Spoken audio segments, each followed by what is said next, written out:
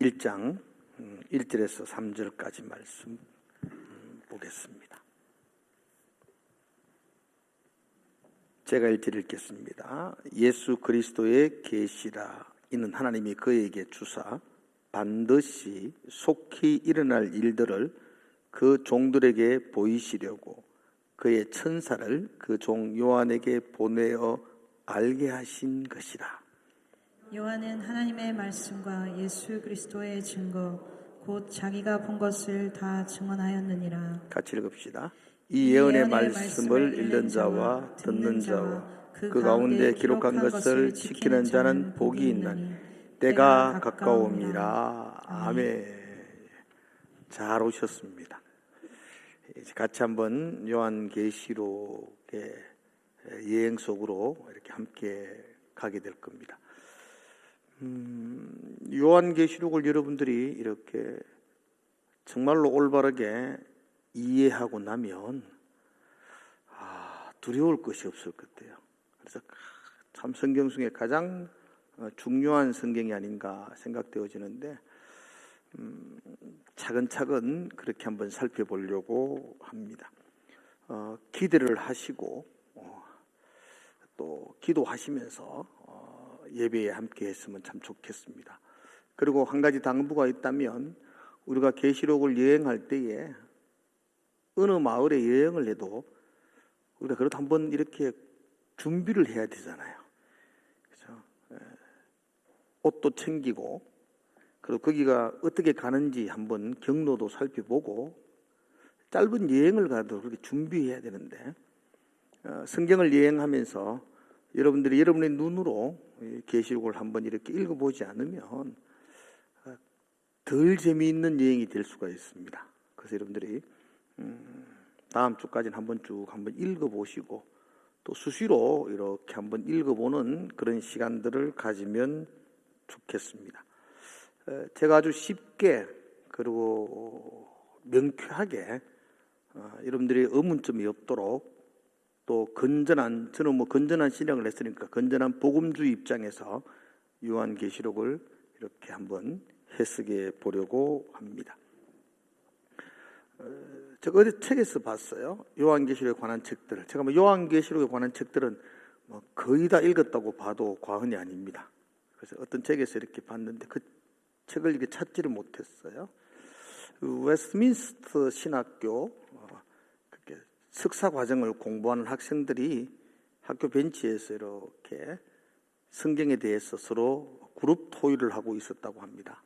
그런데 이 벤치에서 60이 훨씬 넘은 어떤 그 학교에서 그렇게 허드렛일을 하시는 분이 성경을 읽고 있더랍니다. 그래서 이렇게 보니까 요한계시록을 읽고 있었대요. 그래서 선생님 요한계시록을 읽고 계시는데 잘 이해가 되느냐고.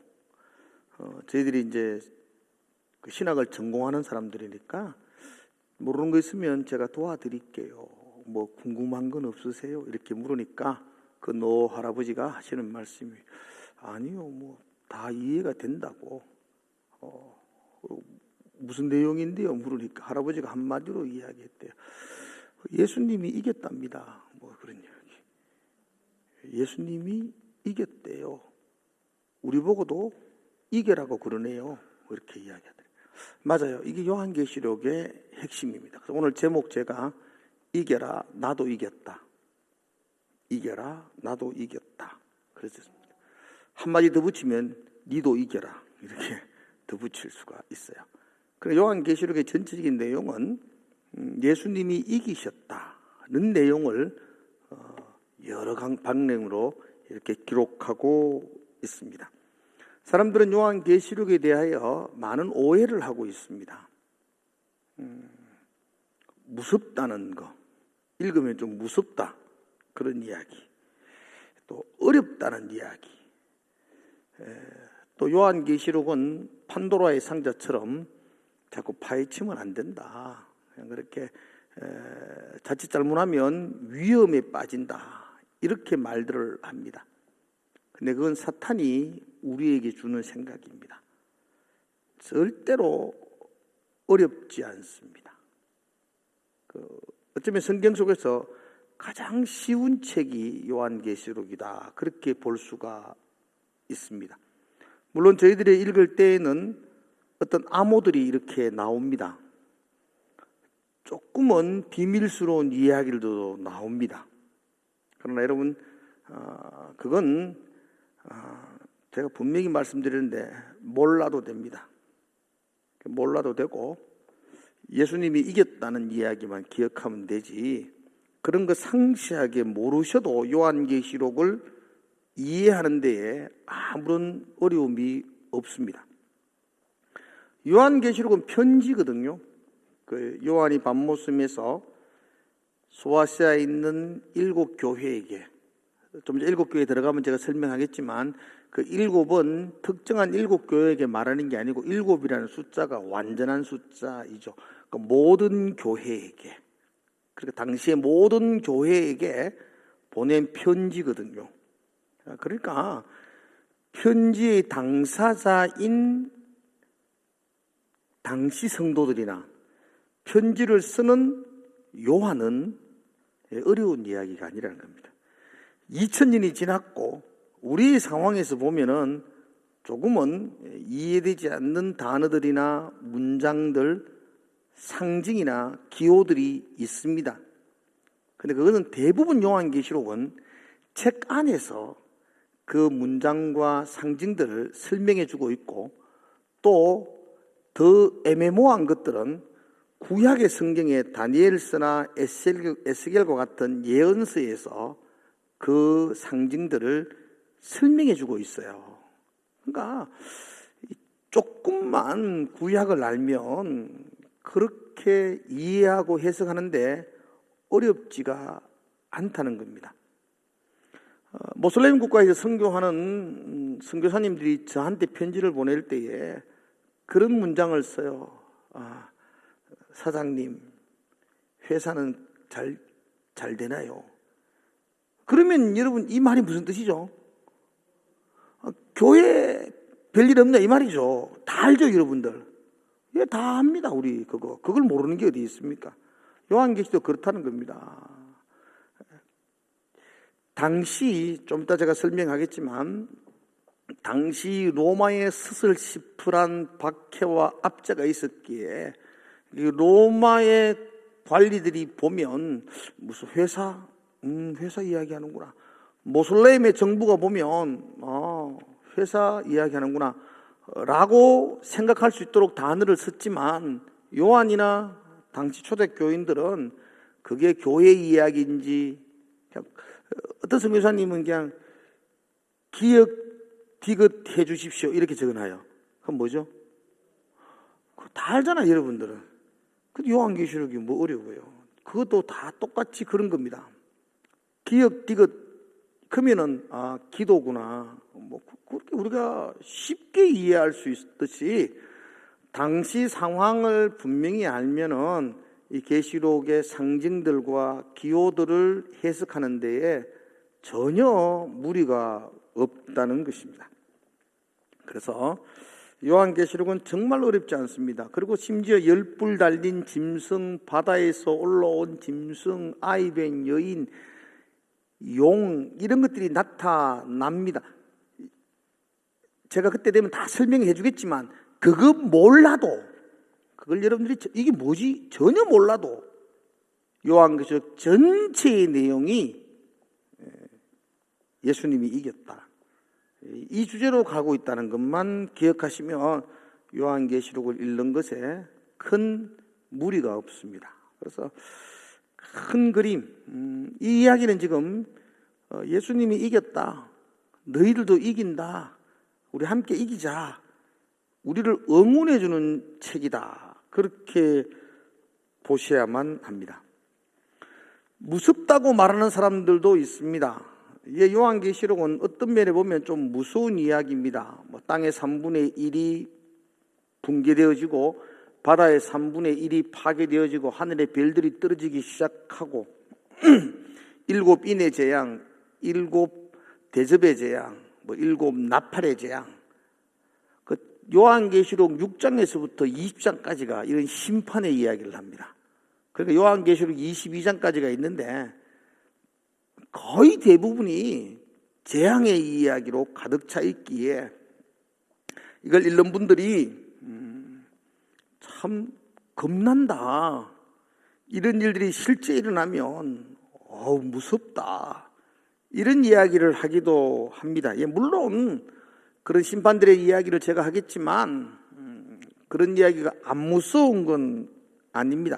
그러나 요한계시록에 기록되어 있는 이 심판은 두 가지 특징이 있습니다. 하나는 제가 요한계시록을 다음 시간에 이야기하겠는데 말 나온 김에 할게요.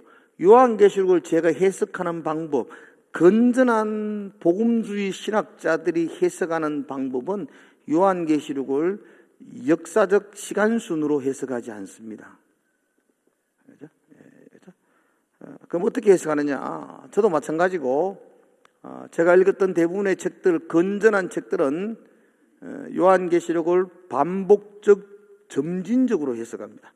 자, 그때 가면 상세하게 이야기하겠지만 7 인을 뗄 때마다 재앙이 쏟아지는 7 인의 재앙, 대접이 쏟아지며 재앙이 쏟아지는 대접의 재앙, 나팔을 불고 쏟아지는 나팔의 재앙, 이게 인의 재앙이 끝나고 대접의 재앙이 다가오고 대접의 재앙이 끝나면 나팔 재앙이 이어지고 아닙니다. 자꾸 이단들이 자꾸 그런 이야기 하는데 그게 아니고요. 인의 재앙을 반복해서 대접의 재앙으로 또 설명하고 또 강조해서 또 반복해서 나팔의 재앙을 설명하는 거예요. 그러니까 인의 재앙, 대접의 재앙, 나팔 재앙은 3번으로 이어지는 재앙이 아니고 하나 같은 이야기입니다. 같은 이야기. 그러니까 반복적, 점진적 방법으로 요한계시록을 기록하고 있었다. 그래서 그렇게 우리가 보게 됩니다. 시간적 순서가 아니라는 것 여러분 기억하시고 보셔야 됩니다. 우리가 오전 예배 때 사도행전을 공부하는데 사도행전은 시간적, 역사적 순서대로 기록되어 있습니다. 역사서니까. 그런데 이거는 묵시문학입니다. 드라마가 여러분 시간적으로 쭉 진행됩니까? 옛날 이야기도 하고 또 현재 왔다가 또 과거 갔다가 미래 이야기도 하고 그런 것처럼 요한계시록은 역사서가 아니고 묵시문학이기 때문에 묵시문학의 기술에 따라서 반복해서 강조하면서 점진적으로 발전하여 설명하며 우리에게 결국은 예수님이 이겼어. 그거 가르쳐 주는 겁니다. 할렐루야. 제만 이야기하지 말고 여러분 한 번씩 아멘 하면 저도 숨 한번 쉬고 또 시작하고 그렇습니다. 또한 심판이라는 것도 마찬가지입니다. 그 인의 재앙이나 그런 재앙을 통해서 심판이 임하는데 그 심판은 성도들이 당하는 심판이 아니에요. 그건 성도들을 지금 박해하고 괴롭히는 여기 성경에는 큰 용, 바벨론, 적그리스도 같은 말이거든요. 반복적으로 이야기는 같은 대상이에요. 그런 그 성도들을 핍박하고 있는 그런 로마, 그죠? 적그리스도 그들을 향한 심판입니다. 그러면 성도들이 읽으면서 감격하여 눈물을 흘려야 되죠. 우리를 괴롭히는 대적들이 멸망당하고 예수님이 이기신다는 이야기를 들으니까 감격하죠. 왜 우리가 덜덜 떨어요? 출애굽할 때 10재앙이 나오죠. 그죠? 피의 재앙, 깨구리도 나오고 막 벼룩도 나오고 그거 읽으면서 두려워요. 그건 이스라엘 성도에게 주는 재앙이 아니고 그들을 붙잡고 있는 바로와 애굽을 향한 재앙이거든요. 그런데 왜 그런 재앙들이 많다고 해가지고 계시록을 무서운 책이라고 생각하는 거예요? 절대 그렇지 않고 계시록은 고난받고 있는 성도들에게 소망을 주고 힘을 주고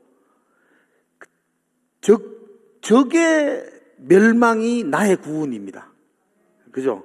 그러니까 우리가 이렇게 우리를 괴롭히는 적들은 이렇게 산산이 부서질 것이고 우리는 하나님의 은혜로 구원함을 받는다는 이야기니까 이건 어린아이들도 읽으면서 감격하고 눈물 흘리는 소망과 승리의 메시지다 그렇습니다. 그러니까 계시록은 무서운 책이 아니고 우리에게 소망을 주고 우리에게 승리를 주는, 승리를 약속해 주는 그런 기쁨의 책입니다. 위험하다고 말합니다. 왜 위험하다는 말을 하느냐 할 때 이단들이 이걸 가지고 자꾸 곡해를 해서 이상한 해석을 하니까 위험하다 그렇게 이야기합니다. 근데 위험한 이유는 성도들이 워낙 몰라서 위험합니다. 이게 똥인지 된장인지 구별이 안 가 위험합니다. 우리가 알면 하나도 안 위험합니다. 너무 모르니까 이단이 생판 말도 안 되는 거짓말을 하는데도 불구하고 홀라당 넘어가가지고 제가 그런 이야기 들어보면요 가짜네 죽겠어요. 제가 요한계시록을 하려고 지난주 한 주간 동안 이만희의 요한계시록을 제가 10편을 들었어요. 내가 막 허파가 디비지는 줄 알았어요. 이만희 오락해가 내가 이야기 좀 하려고 했어. 성경을 미친놈도 아니고 성경을 그렇게 해서 근데 그거 듣고 사람들이 또 이만희 총회장이 그거 또 간다 또 그만합시다. 하여튼 너무 모르니까 오늘 요한계시록 한다 해도 안 오잖아. 모르는 것들이 관심도 없어요. 이게 참 답답한 일이죠. 여러분이 조금만 알면 얼마나 시뻘건 거짓말을 하고 있는지를 바로 눈치를 챕니다. 그죠? 바로 눈치를 채니까 조금만 관심을 가지고 공부를 하면 쉽게 알 수가 있습니다. 그래서 위험한 책이 절대로 아니라는 겁니다. 여러분들이 알면 이게 무슨 거짓말인지를 단번에 알 수 있습니다. 큰 그림을 외우라 그랬죠. 딴 거 외우지 마시고요. 막 겁난다 두려운 책이 아니고 예수님 이겼다는 책이에요. 이겼다는 책. 그리고 모든 결론이 예수님 이겼다는 것으로 결론이 나요. 결과적으로 바벨론이 망하고 새하늘과 새 땅의 요한계시록은 세워진다고요. 하나님의 나라가 세워진다고요. 결과적으로 그 예수님 이겼다는 이야기 그것만 기억하면은 모든 부분들을 해석하기가 쉽습니다. 위험한 책이 아니라 오늘 계시록 1장 3절에 보면 이 예언의 말씀을 읽는 자와 듣는 자와 그 가운데 기록한 걸 지키는 자가 복이 있다 그랬어요. 그래서 축복의 말씀입니다. 여러분 알고 나면 굉장한 소망이 되고 축복의 말씀입니다. 그래서 누가 계시록 보면서 어렵다 또 뭐 무섭다 위험하다 그러면 택도 아닌 소리 하지 말라고 그리고 배운 이야기 좀 이렇게 전해줄 수 있도록 오늘 집에 가서 여러분 설교도 좀 메모도 좀 하시고요. 그리고 집에 가서 아들 앉혀놓고 여러분이 가르쳐 주세요. 이 계시록은 이런 거다. 그러면 여러분들 머리에 더 생생하게 남게 될 겁니다. 자, 계시록에 대한 오해에 대한 이야기를 조금 했고요. 자, 오늘 두 번째로 할 이야기는 계시록의 기록 목적에 대한 이야기를 할 겁니다. 이게 참 중요해요. 편지를 적을 때는 목적이 있을 거 아니야. 보고 싶으니까 편지를 적든지 무슨 용무가 있으니까 편지를 적든지 이유가 있어서 편지를 적는 것 아니에요. 계시록을 요한이 밤모섬에 적을 때에는 뚜렷한 목적이 있다는 거죠.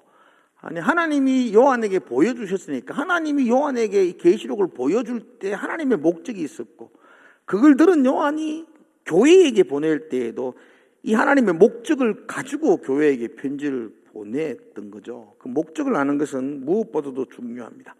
그 목적을 이해하려면 당시의 상황을 여러분들이 이해하셔야 돼요. 옛날 이야기입니다. 옛날 이야기 할 거예요. 당시의 상황. 옛날 이야기 하게 될 건데요. 당시에 로마를 다스렸던 황제가 도미티아누스입니다. 도미티안 이렇게 부르기도 하고 도미티아누스라기도 합니다. AD 81년에 도미티아누스가 황제로 등극을 합니다. 도미티아누스가 황제로 등극할 때에 로마는 굉장히 어려웠어요. 경제적으로 어려웠고 정치적으로도 매우 혼란했고 원로원들이 힘이 강력해서 원로원이라 그러면 우리나라 말로 국회와 같아요. 그런 귀족들이 힘이 강력해서 황제가 참 많이 힘을 잃었던 시대에 그가 새로운 황제로 등극을 하게 됩니다. 도미티아누스가 황제로 등극하고 난 다음에 그가 취했던 정책이 크게 두 가지입니다. 하나는 이 국가의 경제적인 어려움을 극복하는 방법으로 자기의 청적과 같은 원로원 중에서 눈에 가시가 같은 몇몇치를 때려잡는 겁니다. 그 원로원, 요즘 말하는 국회의원, 정치인 한 사람을 잡아가지고 숙청을 시키고 그 정치인이, 그 원로원이 가지고 있는 재산을 다 몰수를 합니다. 그래서 국가의 재정을 늘리려고 합니다. 원로원 한 사람 때려잡는다고 해가지고 국가가 돈이 얼마를 넣는단 말이고 이렇게 말하는데 그건 여러분들이 잘 몰라서 그렇고요.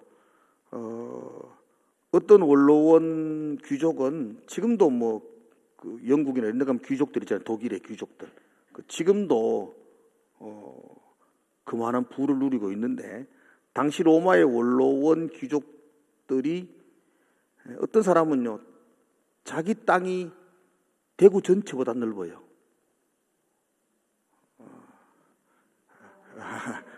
참 멋쩍하네요. 확실히 여러분 시골 사시면서 땅 마지기 몇 평 가지고 있는 거 보니까 놀라지는데, 한 사람이 가지고 있는 땅이 대구 도시 전체의 땅을 가지고 있다고요. 그래서 그런 사람들 한두 명만 때려잡으면 국가의 재정의 경제가 회복된다고요.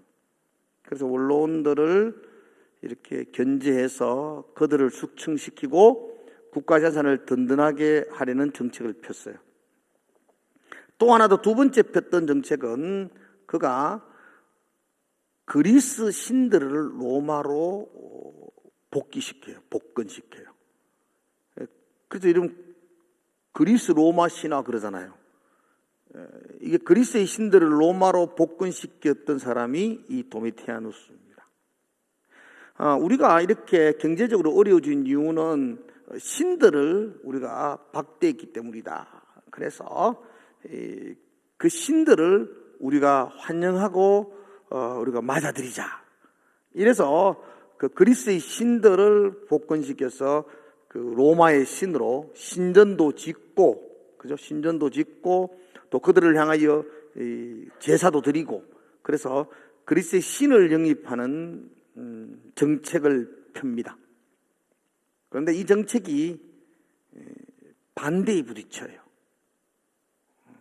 그렇게 크지 않는 공동체 사람들이 원로원들에게 강력하게 부탁하고 또 정치적 로비도 하고, 그래서 그리스의 신들을 로마로 복근시키는 일이 좌절되어져요. 당시로는 도미티아누스가 처음 집권했던 때라 가지고 그렇게 황제로서의 힘과 권력을 장악하지 못했다 했어요. 그래서 그 작은 공동체의 반대로 그리스의 신들을 로마로 복원시키는 일이 물러나죠. 한 발 물러나게 돼요. 반대했던 사람들이 누굴까요? 기독교인들입니다.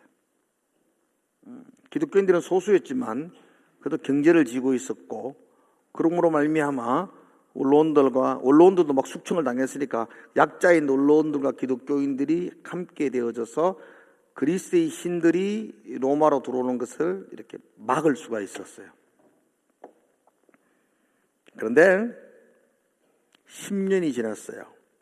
AD 91년에서 92년경, 어느 때는 잘 모르겠는데 역사적으로 91년에서 92년경, 이제 도미티아누스가 권력을 잡은 지 10년이 지났고 이제 힘을 키웠어요. 자기 정치적 기반을 마련했다고요. 그리고 다시 그가 그리스 신들을 로마로 복근시킵니다. 그리스도인들은 어땠을까요? 여러분 그리스도인 같으면 반대했죠. 반대하니까 도미티아누스는 반대할 줄 알았죠. 잘 됐다. 자신이 힘을 키웠기 때문에 그리스도인들이 반대하니까 그때의 그리스도인들을 대대적으로 박해합니다. 우리 로마가 이렇게 경제적으로 어려운 이유는 이 그리스도인들이 그리스 신들을 반대하기 때문이다. 이들을 로마 전역에서 몰아내야 되겠다. 그래서 당시로는 로마 도시에서 박해도 있었고 막 그랬는데, 로마가 통치하는 모든 땅에 그리스도인들의 씨를 말리겠다. 도미티아누스가 그렇게 선포합니다. 내가 통치하는 나라에서 그리스도인들은 자치를 감추게 할 것이다. 말살시키겠다. 그래서 로마 전역, 전 세계적으로 그리스도인들에 대한 대대적인 박해가 이 도미티아누스 때에 일어납니다. 더 이어서 도미티아누스는 제가 오전에 잠깐 이야기했죠. 언론들과 백성들 앞에서 그렇게 말합니다. 제가 그동안 거짓말을 했는데, 제가 사람이 아닙니다. 신입니다. 이렇게 선포합니다. 이게 도미티아누스가 처음으로 이야기한 겁니다, 여러분들. 그 로마의 황제 중에 살아있는 동안에 내가 신이라고 말한 사람은 도미티아누스입니다. 처음입니다, 처음. 25년 전 네로 황제가 있었어요. 네로 황제가 시대에서 25년 후에 도미티아누스 황제가 되거든요. 네로 황제도 자기가 신이라고 말해냈어요. 죽고 난 다음에 후대 후손들이 황제를 신으로 추앙하기는 했지만, 살아있는 동안에는 처음으로 도미티아누스가 자기를 신이라고 이야기합니다. 그래서 이제 도미티아누스 만날 때에 시저, 황제여 이렇게 부르면 안 됩니다. 신이시여 이렇게 불러야 됩니다. 도미티아누스 데우스 신이시여 이렇게 불러야지 안연할 수가 있습니다. 기독교인들은 더욱더 반대를 하죠. 그래서 그 빌미를 잡고 아주 상상할 수 없을 정도의 대박해가 도미티아누스 박해입니다. 아무튼 로마에서 10번 박해가 있다 그러는데, 근데 이건 도미티아누스 박해는 다른 때에 비해서 상상할 수가 없었어요. 그냥 우리가 알고 있는 것들이 많잖아요. 그냥 이렇게 카타콤에서 굶주린 짐승을 풀어가지고 기독교인들을 다 잡아먹도록 만드는 거. 이게 그냥 그렇게 한 게 아니고요. 제가 어떤 분의 책을 보니까, 역사적 문헌이 강한 분을 보니까 그분은 그렇게 설명해 놨는데, 맞는 것 같아요. 기독교인을 잡잖아요. 그러면 발가벗겨요. 싫어하게 발가벗겨. 좋겠죠? 발가벗으니까. 얼마나 부끄럽겠어요. 발가벗겨서 원형 경기장 안에서 무대를 만들어가지고 거기서 그리스 신화를 연극하게 만들어요. 여러분, 그리스 신화 읽어보셨잖아요. 대부분이 그 추악한 그런 내용이들이거든요. 누구와 누구를 바람 피우고 막 질투하고 이런 내용들을 발가벗겨 놓고 그걸 하라는 거예요. 그걸. 그리고 그 연극을 끝나고 나면 맹수를 풀어가지고 죽게 만들어요. 그리스도를 잡아놓고 이렇게 기둥에 묶어요. 묶어서 낮에 계속해서 초를 발라놓아요. 그리고 밤에 로마 거리에 불을 붙여요. 그 사람들 가로등처럼. 그리고는 그들이 기도해요. 그리스의 신들이여, 당신을 반대하는 기독교인들을 이렇게 불태웠습니다. 이 빛을 보시고 우리에게 돌아오십시오. 그렇게 기도해요.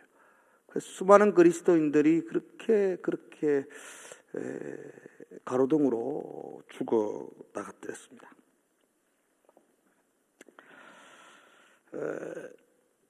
지금 특히 투르키아에 가면은 갑바도기아라는 곳이 있어요. 갑바도기아에 가면은 그런 지역에 이렇게 가면은 카타콤이라는 것이 있습니다. 카타콤 보셨을까요, 여러분들이? 카타콤이 지하로 땅을 파요.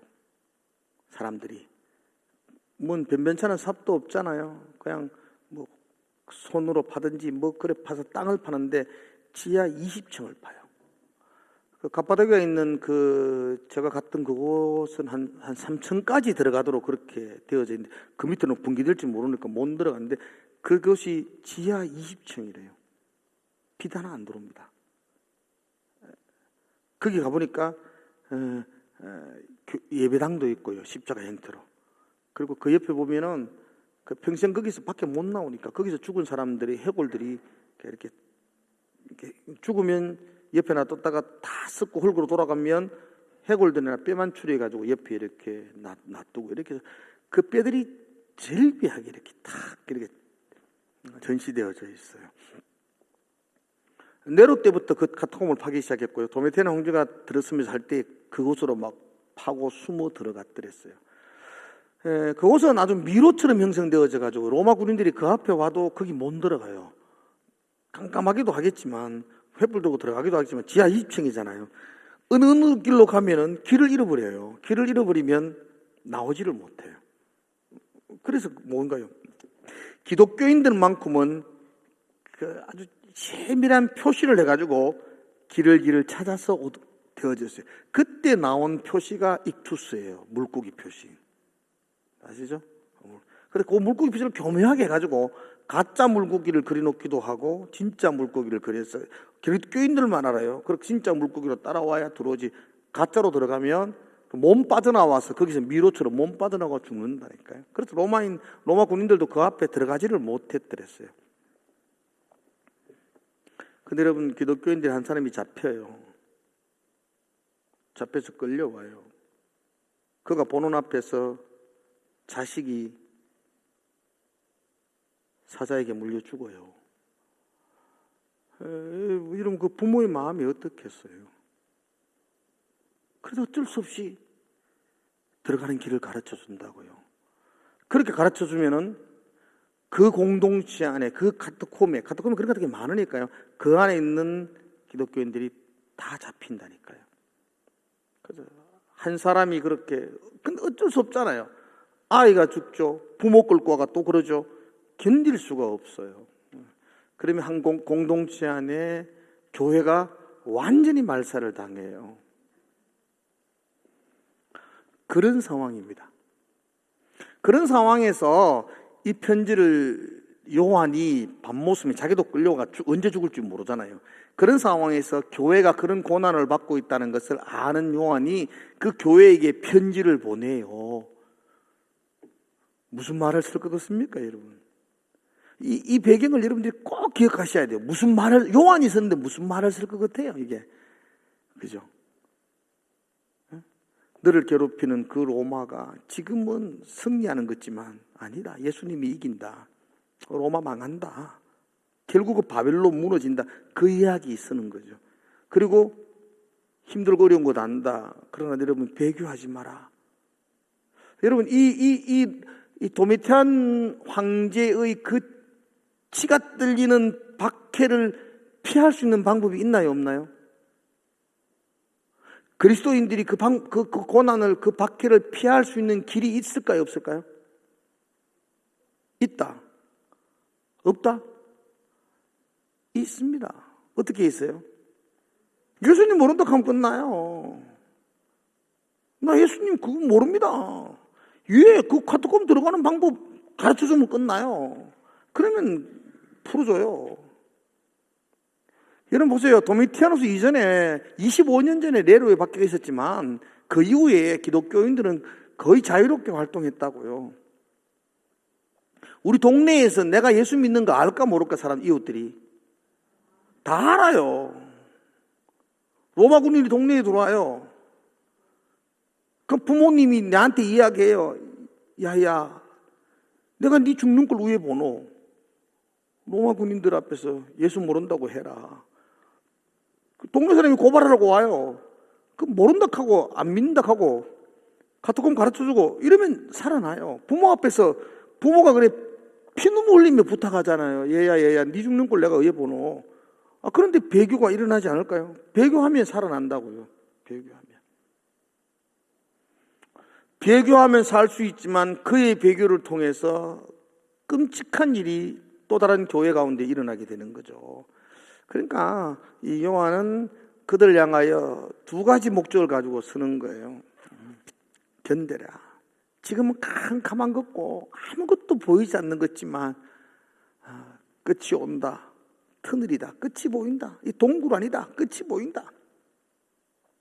그리고 배교하지 마라. 끝까지 믿음을 지켜라.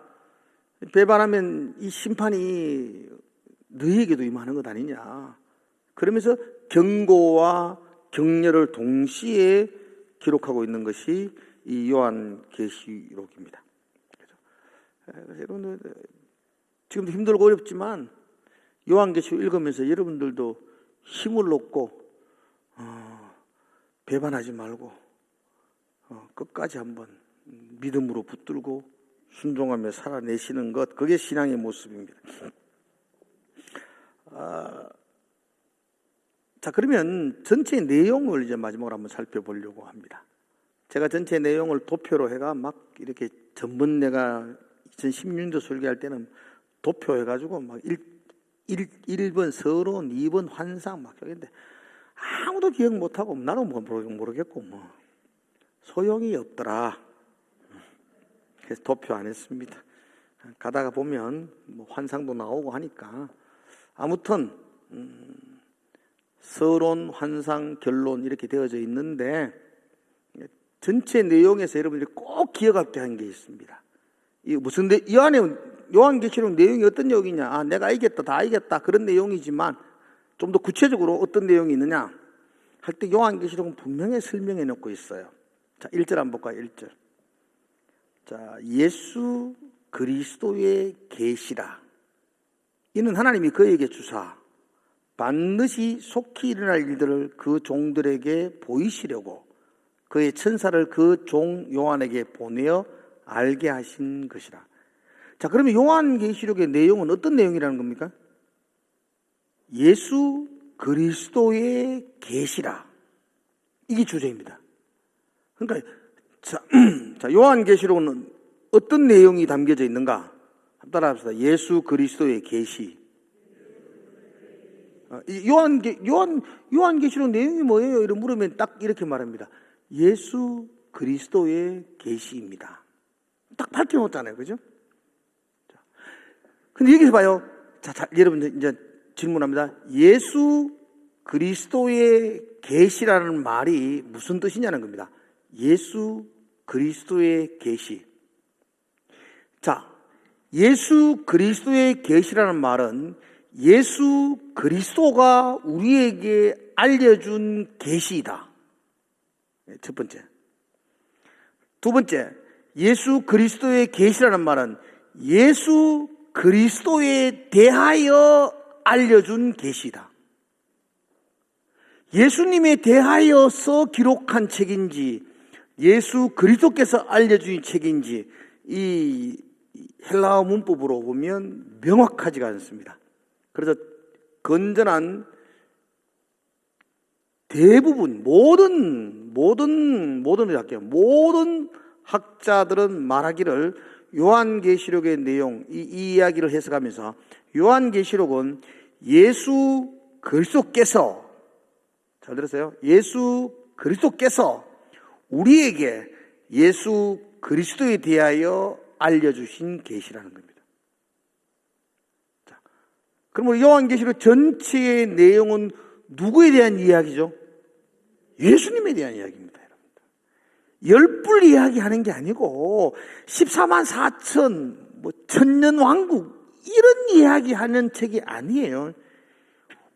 천년왕국이 언제 오는가 그것만 사람들이 생각하는데 그런 이야기하는 책이 아니고 이 책은 무슨 이야기?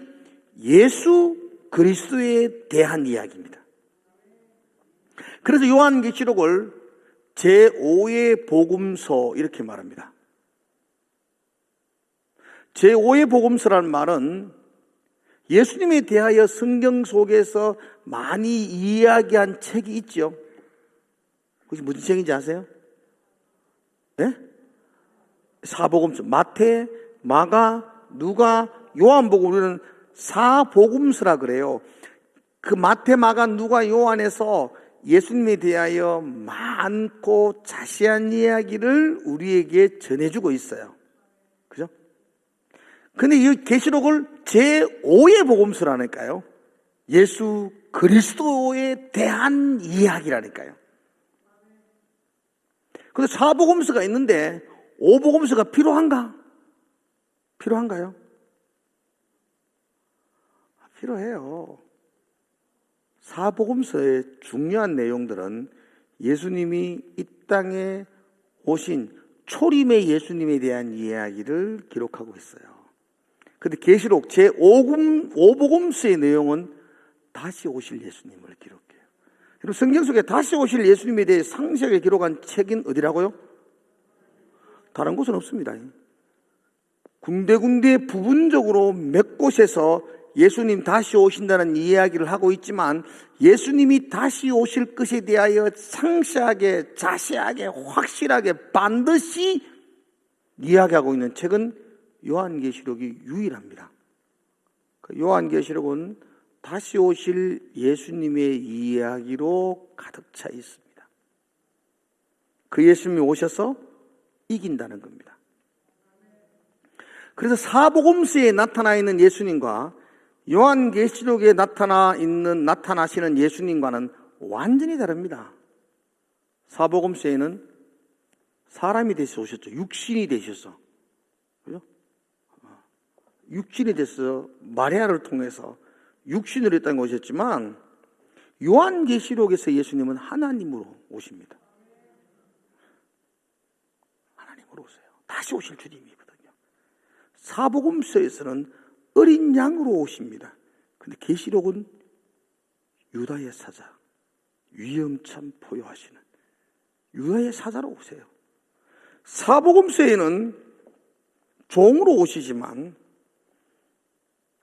요한계시록의 예수님은 만왕의 왕, 만유의 주로 오세요.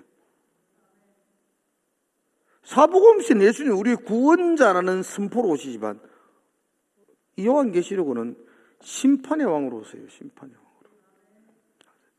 그래서 초림의 예수님을 설명했던 곳이 사복음서라면 다시 오실 만왕의 왕, 유다의 사자로 오시며 만유의 주로 오셔서 이 땅을 심판하시고 온전한 새하늘과 새 땅을 이루시는 영광의 왕으로 오시는 예수님을 계속해서 요한계시록 우리에게 설명해 주고 있습니다. 반드시 1절에 보면 그러죠. 반드시 속히 일어날 일들이라고 말해요. 반드시 분명하게 일어납니다. 분명하게. 예수님은 다시 오십니다.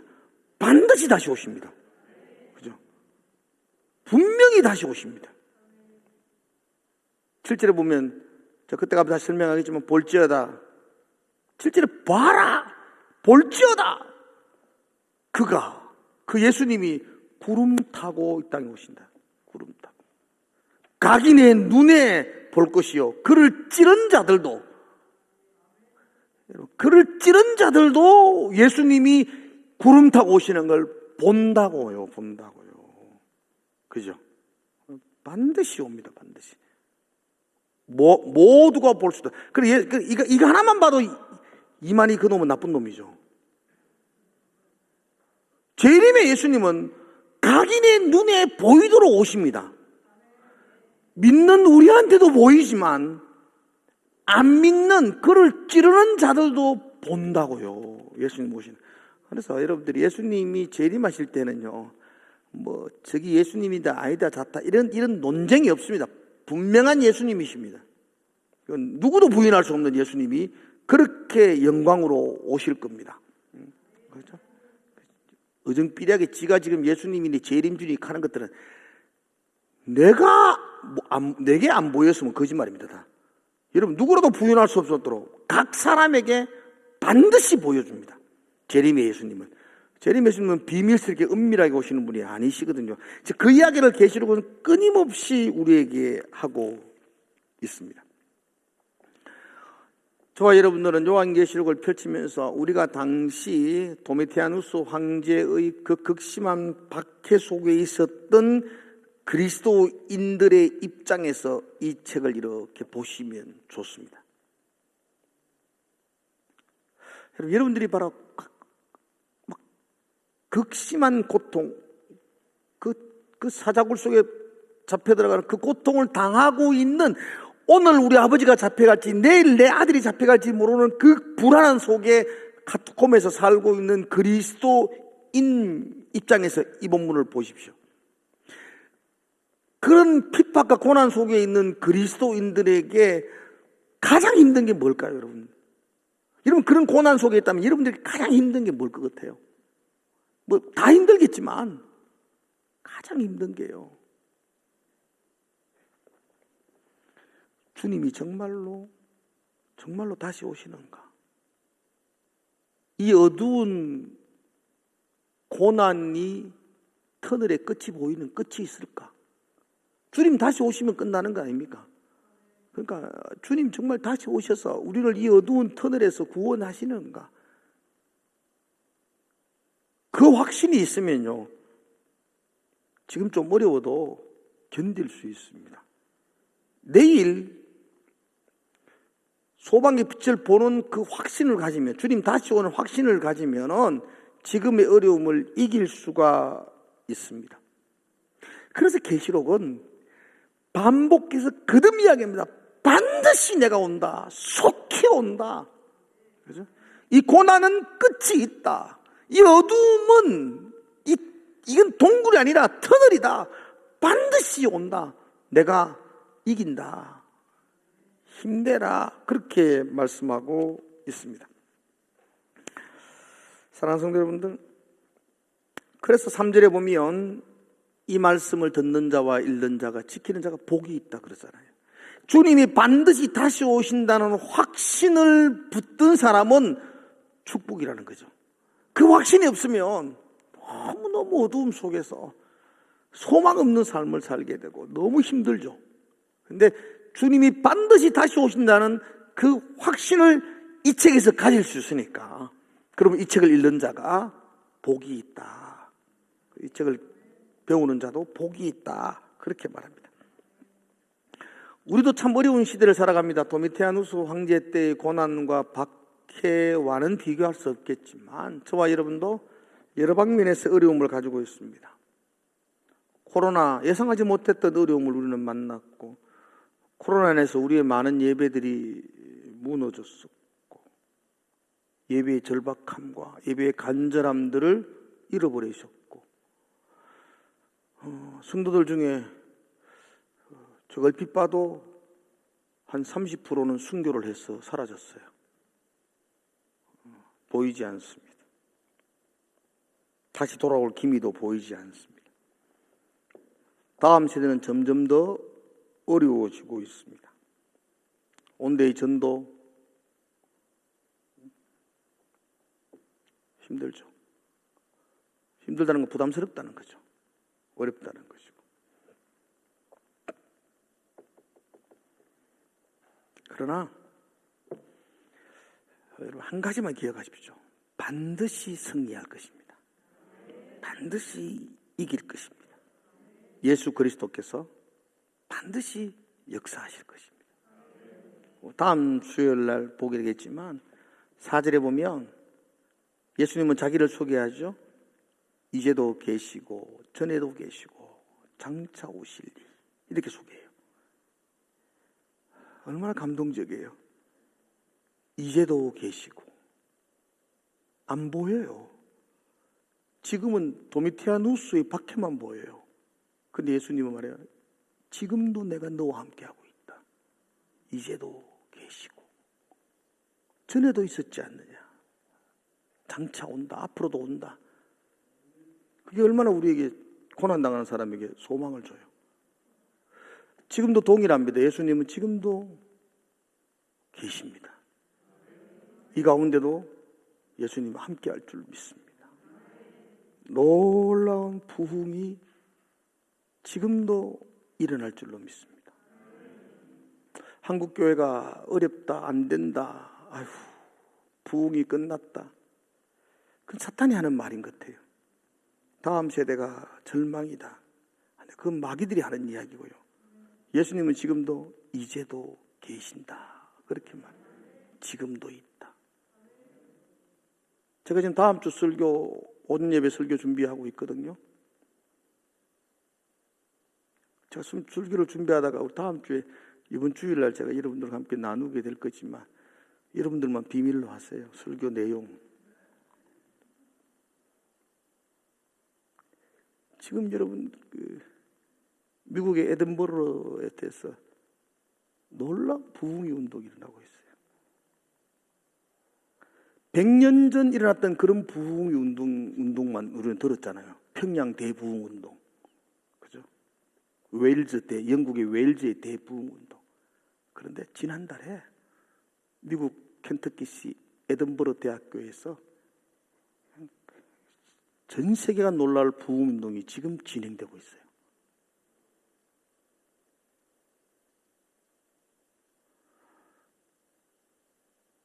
(13일) 동안 아무도 교회를 떠나지 아니하고 그곳에서 기도하고 예배하며 온전히 하나님을 높이는 부흥이 지금도 일어나고 있어요.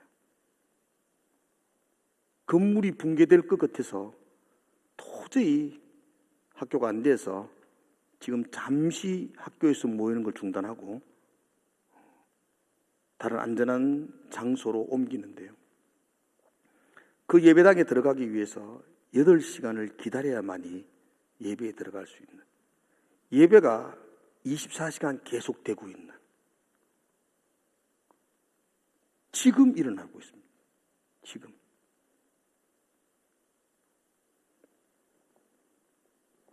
그 영상을 다음 주에 제가 한번 보여드릴 거예요. 그래서 기대하시고.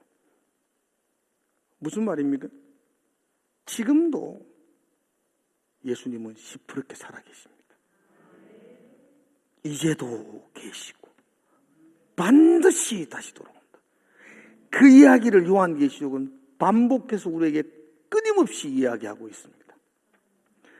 세상의 사탄은 끝났다, 다 됐다, 이제는 소망 없다, 부흥의 촛불이 옮겨진다라고 말하지만 하나님은 그렇게 말하지 않습니다. 하나님은 지금도, 이제도 계신다, 지금도 살아있다, 지금도 역사한다. 쉽지 않는 어려운 캄캄함이 우리 가운데 있어요. 저 역시도 몇 번을 무너지는 마음들. 오늘 제가 설교를 좀 차분하죠. 원래는 이게 흥분하면서 해야 될 설교인데 들어오면서 내가 차분한 일이 있었어요. 차분한 일을 당해가지고 지금 차분해졌어요. 제 옆발을 확 디비는 차분한 일이 내게 있었어요. 아무튼 차분해져서 하는데, 그러나 반드시 주님은 이 어두움의 끝에서 우리를 기다리시고 주님은 지금도 우리에게 승리를 주실 것입니다. 그 소망을 붙드는 사람은 이 책을 읽을 때마다 감동하고 감격하고 또 새 힘을 얻고 소망 가운데 나아가게 될 것입니다. 매주일마다 수요일마다 계시록을 펼쳐서 볼 때마다 하나님이 우리에게 힘내라, 나도 이겼으니까 너도 힘내라, 지금 네 어려운 것 안다, 네 그 고통 당하는 것 안다, 근데 내가 너와 함께 하겠다, 이제도 내가 너와 함께 하고 전에도 함께 했잖아, 앞으로도 함께 할 거다. 그렇게 주님이 우리에게 응원하시고 셈을 주시는 말씀을 날마다 듣고 다시 한 번 더 회복과 부흥을 꿈꾸면서 기도하시는 저와 여러분 되시기를 주의 이름으로 축원합니다. 기도합시다.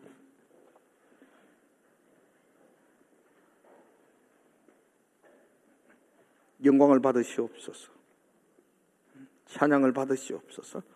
날마다 사탄은 우리를 낙심케 하고 날마다 사탄은 우리를 절망케 하지만 끊임없이 예수님이 말씀을 통해서 힘내라, 힘내라, 나도 이겼다, 너희도 이길 거다, 그렇게 소망을 주시는 말씀을 듣습니다. 그 소망이 우리가 살아가는 생명이 되게 하시고 지금 암담한 그 고난 속에 있다 할지라도 하나님 아버지, 주님이 이제도 계시고 여기도 계시고 지금도 함께 하신다는 그 약속의 말씀을 붙들고 주님을 바라보고 다시 기대하며 소망하며 기도하는 그런 귀한 이 밤이 되게 하여 주시옵소서. 예수님 이름으로 기도드리옵나이다.